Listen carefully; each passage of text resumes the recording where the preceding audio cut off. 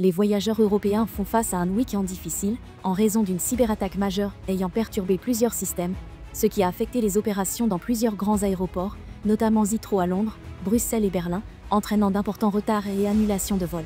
Selon l'aéroport de Bruxelles, l'attaque a désactivé les systèmes automatisés, obligeant les agents à effectuer l'enregistrement et l'embarquement manuellement. L'aéroport a indiqué que la cyberattaque avait un fort impact sur le programme des vols et entraînera malheureusement des retards et des annulations.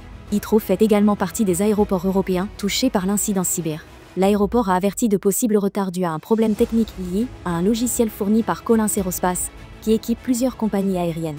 RTX, la société mère de Collins Aerospace, a reconnu rencontrer des problèmes techniques pouvant entraîner des retards pour les passagers au départ, ajoutant qu'elle travaillait à résoudre le problème dans les plus brefs délais.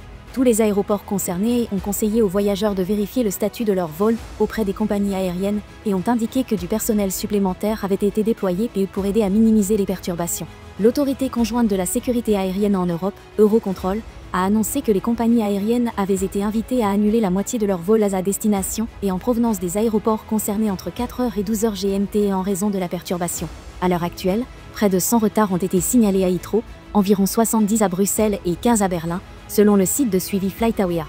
Les experts avertissent que la vulnérabilité des systèmes aéroportuaires aux attaques de hackers doit être corrigée, d'autant plus que cette perturbation chez Collins Aerospace fait suite à une cyberattaque confirmée contre la compagnie aérienne russe Aeroflot fin juillet 2025. Cependant, contrairement au cas d'Aeroflot, aucun groupe de hackers n'a jusqu'à présent revendiqué la responsabilité de la paralysie du trafic aérien européen.